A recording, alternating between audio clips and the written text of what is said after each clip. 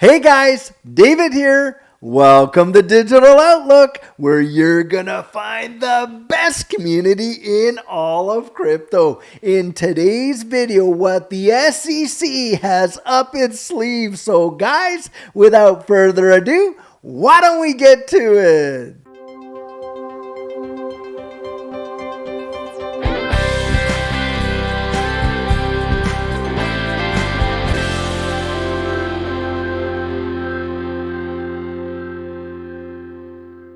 So guys, as we all know, the SEC has just suffered a massive knockout blow when Judge Annalisa Torres denied them their interlocutory appeal. And this has sent proverbial ripples, pardon the pun, through this entire digital asset space. And guys, not everybody is as happy about it as you and I are. In fact, you got Mark Fagel out there who used to be working for the SEC, and he's now making comments that, hey, the SEC might have some tricks up its sleeve to slap back at Ripple. Now, guys, just take a look at this article right here. XRP case, what the SEC has left against Ripple, regulatory veteran answers. Now, listen to this. In recent turn of events, the federal court presided over by Judge Annalisa Torres dealt a blow to the SEC by denying its motion for an interlocutory appeal in the case against Ripple. The court upheld its mid-July ruling where XRP was deemed not to be a security and Ripple was slapped with a hefty $700 million fine for the unregistered sale of securities to legal entities. Now, I'm not certain that about the fine, but I know that Judge Annalisa Torres said, hey, about $728 million worth of sales that were made to institutions, she looked at as being unregistered securities. So maybe that's where this is coming from. But I believe that's what the trial is partly all about, because of course there's the fair notice defense that needs to get decided. And what role did Brad Garlinghouse and Chris Larson play? And so that's what's going to be taking on trial in April here, 23rd of 2024. Now, retired lawyer Mark Fagel, a former SEC regional director, shared his insights on the future course of action for the SEC.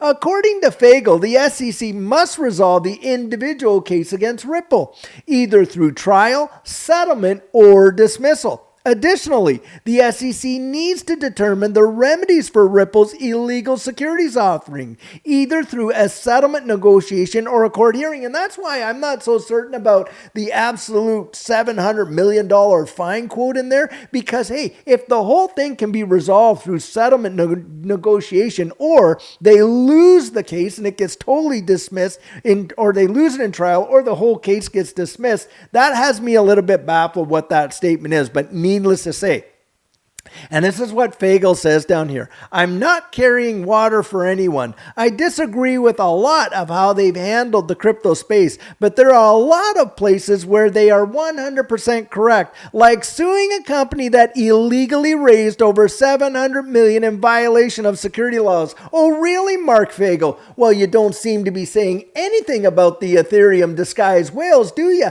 And there were much, much more than just $700 million on the line there. So I question who this guy is really carrying water for. I'll tell you what.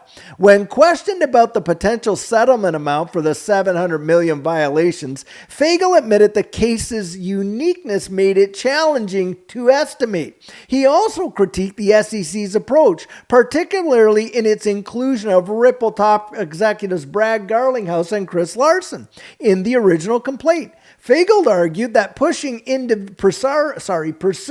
individual cases against them seemed futile considering the low probability of success. It's not because this guy thinks Brad and Chris are innocent. It's just, well, we can't really make that one stick. So, maybe that's a bad call on the SEC's part. It has nothing to do with, like Judge Netberg said, a faithful allegiance to the law. I mean, you've got Gary Gensler sitting before the House Financial Services Committee, and and he can't even tell them what a security is in this space and what it isn't. Yet Brad Garlinghouse and Chris Larson way back there in 2012, 2013 and on, they were supposed to know at that time. Come on, it's absolute poppycock. And Ripple was supposed to know, not on your life, especially when you got Bill Hinman getting up there and giving Ethereum a free pass and literally in the speech saying, well, maybe it was a security once, but it's not now, so we're just going to let it fly. I'm telling you guys, the whole thing stinks to the high heavens. But needless to say, you got people out there like Mark Fagel, and he is definitely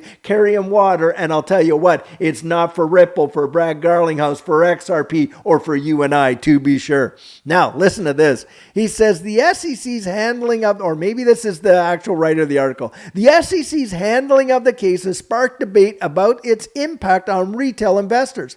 Fagel, while acknowledging the regulator's missteps in the crypto space, defended its action against Ripple. He stressed the importance of holding accountable a company that unlawfully raised $700 million, underlying the SEC's obligations to uphold securities laws. What a load of baloney. Because I'll tell you what, guys, back then in 2020, there was a big time run up before the SEC dropped this case. Do you remember what it was? I'll tell you what it was. It was the Flare token snapshot. And you had retail investors literally FOMOing into XRP so that they could hit that December 12th date with the biggest bag possible, because the Flare snapshot was going to be a 1-to-1 back there at that time. Was there any indication from the SEC, who is charged out there to protect us retail investors, that, hey, wait a second, you might want to put the brakes on that because we're considering that maybe some of the activities of Ripple over here represent the sale of unregistered securities? Not on your life. Not one thing was said out there. They let people do that, run it all up, and bye. The snapshot happens then on December 20th, the day that Jay Clayton walks out the door. What do? They drop a lawsuit. This has nothing to do with a faithful allegiance to the law, that's for sure. Otherwise, they'd be pursuing the Ethereum disguised whales, wouldn't they? Or they'd be protecting us and giving us forewarning. Guys, we weren't even a thought, a blip on the radar. How do I know that? Because when John Deaton, praise the Lord for John Deaton, stepped in to defend you and I in this case against what was going on and to give us a voice in this argument and in this case, what did they say? Oh, well, you don't need John Deaton to talk for you. You guys have Ripple as your, to defend your position. Are you kidding me? The very ones that you are saying you're protecting us against are supposed to be our advocates? That's the argument that the SEC brought back then. How absolutely repulsive when you consider everything that's going on. But guys, that's what they're putting. Maybe they have some things up their sleeve. Well, I'll tell you what, I think that they're going to lose and lose big time. And in fact, before that even happens, I think they're going to be settling as fast as they can, because I think that they know they're going to absolutely lose this entire deal at trial in a big way. And if they do, it's game over with respect to the SEC having any jurisdiction over any of these digital assets in this digital asset space. That is a fact. That's what I believe for sure. Now, guys, something else I want to point out here. Look at this right here with respect to Ripple. Ripple wins the UK's most prestigious payment award. Just listen to this down here. Blockchain payments company Ripple received a prestigious award at the recently concluded Pay360 Awards events held in the United Kingdom. The award recognized Ripple as having the best use of digital currencies and assets in financial services. Did you hear that, guys? Digital currencies. And what is that digital currency? You guessed it. It is XRP. Cindy Young, managing director of Ripple's European operations, acknowledged the award. She labeled the Pay360 Award as the most prestigious payment award in the United Kingdom and congratulated Team Ripple for the win. Guys, big things are truly happening in this space, and this is a big time acknowledgement of what's going on in the wide world of this ecosystem with XRP. Now, guys, something else. Take a look at this article right here. analyst foresees a 24,428% XRP surge to $130. And get this, citing Ripple SEC settlement and the Bitcoin halving. Now listen to this. XRP Captain, a prominent crypto analyst, has shared his thoughts on the timing of events that could send XRP to $130. Boy, I know that we would all just love to see that. This prediction is rooted in the potential settlement between Ripple and the U.S. Securities Exchange Commission, scheduled for the same month as the Bitcoin halving. Judge Annalisa Torres recently ordered that Ripple and the SEC meet to discuss a potential settlement. Both parties must have this meeting before the final pretrial conference on April 16th, 2024. XRP Captain provides a picture that shows the next Bitcoin halving will take place on April 25th of 2024. As a means of fighting inflation, and this is how Bitcoin works, the Bitcoin halving typically causes a surge in price. The first Bitcoin halving in 2012 saw Bitcoin rise from $12 to over $1,000 in under a year. Boy, don't we ever wish we could go back there and pick up Bitcoin at $12 to be sure. The second one, which happened in 2016, sent Bitcoin from $650 to $20,000. The third Bitcoin halving sent Bitcoin from almost $9,000 to an all-time high of $66,000 18 months. Actually, guys, it was about $69,000.